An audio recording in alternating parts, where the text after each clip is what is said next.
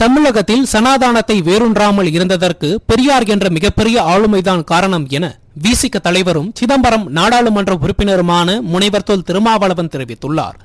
திருச்சி மாவட்டம் மணப்பாறையில் விடுதலை சிறுத்தைகள் கட்சியைச் சேர்ந்த திருச்சி தெற்கு மாவட்ட பொருளாளர் மதனகோபால் இல்ல திருமண விழாவில் பங்கேற்ற விசிக தலைவரும் சிதம்பரம் நாடாளுமன்ற உறுப்பினருமான முனைவர் தொல் திருமாவளவன் மணமக்கள் சிவக்குமார், கரோலின் கவிதா ஆகியோரை வாழ்த்தினார். அதன் பின்னர் ஆதிதிராவிடர் நலப்பேரவையின் வெள்ளி விழாவில் பங்கேற்ற விசிக தலைவர் முனைவர் தொல் திருமாவளவன் தந்தை பெரியாரை கொச்சைப்படுத்துவது ஏற்புடையது அல்ல என்றும் இந்த போக்கை சீமான் கைவிட வேண்டும் என்றும் வலியுறுத்தினார். தொடர்ந்து பேசிய அவர், பாஜக இந்து மக்களுக்கான கட்சி என்பது போல் காட்சிப்படுத்திக் கொள்கிறது எனவும் உண்மையில் இந்து மக்களுக்கு எதிரான கட்சி பாஜக தான் என்றும் விமர்சித்தார். பெரியாரை தமிழ்நாட்டில் சில கட்சிகள் தான் தூக்கி பிடிக்கின்றன. ஆகவே அவரை இலகுவாக விமர்சித்து விட முடியும் என்று அவர்கள் நம்புகிறார்கள், துணிந்து விமர்சிக்கிறார்கள். பெரியார் பேசியதைத்தான் பண்டிதர் அயோத்திதாசர் பேசினார்.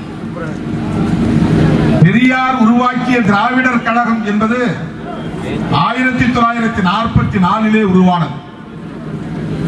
ஆனால் இந்த ஆதி திராவிட சமூகத்தில், அன்றைய பறையர் சமூகத்தில் பிறந்த கிறிஸ்தவ மதத்தை தழுவிய அதிலே ஒரு போதகராக இருந்த ரெவரண்ட் ஜான் ரத்தினம் என்பவர் உருவாக்கிய ஒரு இயக்கத்தின் பெயரும் திராவிடர் கழகம் தான்.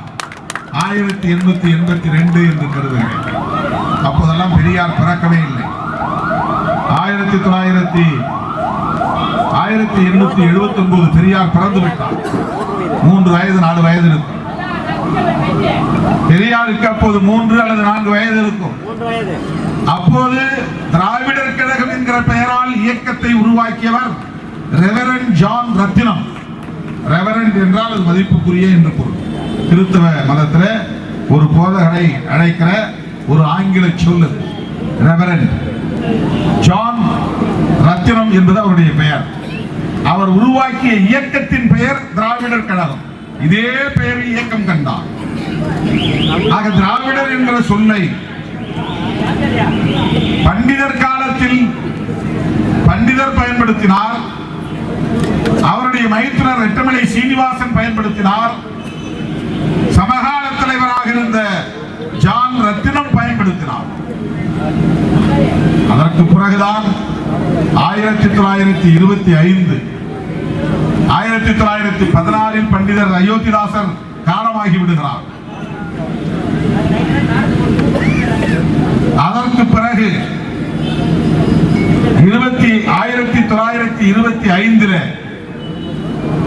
பெரியார் காங்கிரஸ் கட்சியை விட்டு வெளியே வருகிறார்.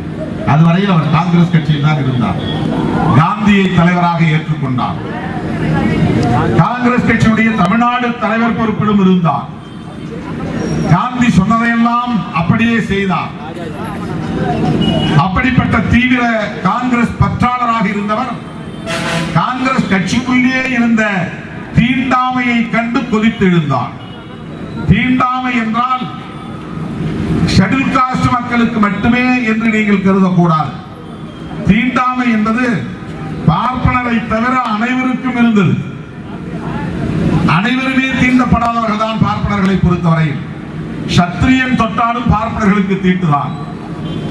வைசியன் தொட்டாலும் பார்ப்பனர்களுக்கு தீட்டுதான்.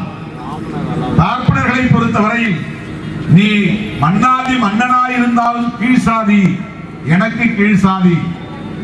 சேர சோழ பாண்டிய வேந்தர்களாக இருந்தாலும் அந்த வேந்தர்களின் மனைவிமார்கள் ராணிகளாக இருந்தாலும் அவர்கள் கைப்பட்டால் பார்ப்பனர்கள் குடிப்பார்கள். தீண்டாமை அவர்களுக்கும் இருந்தது. யாரும் ஒரே சாதியை தவிர வேறு சாதிகளில் திருமணம் செய்து கொள்ள முடியாது. ஒவ்வொரு சாதிக்கிடையிலும் இருக்கிற தீண்டாமை இது. முதலியார் பிள்ளைமார் வீட்டிலே பெண்ணெடுக்க முடியாது. பிள்ளைமார் கவுண்டர் வீட்டிலே பெண்ணெடுக்க முடியாது. இது காலங்காலமாக இருந்து வருகிற தீண்டாமை. எடுத்தால் சாதி கொலை நடக்கும், ஆணவ கொலை நடக்கும். சாதி விட்டு சாதி திருமணம் செய்யக்கூடாது என்பது காலம் காலமாக இருந்து வருகிற நிலை. காங்கிரஸ் கட்சிக்குள்ளேயும் இது இருந்தது. மனு தர்மத்தின்படி பிராமணர்களை தவிர அத்தனை பேருமே தீண்டப்படாதவர்கள் தான் பார்ப்பான்களின் பார்வையில். இதை வட இந்தியாவில் கண்டறிந்தவர் புரட்சியாளர் அம்பேத்கர், தமிழகத்தில் கண்டுணர்ந்தவர் தந்தை பெரியார். பெரியாருக்கு முன்னால் இதை கண்டுபிடித்தவர் பண்டிதர் அயோத்திதாசன்.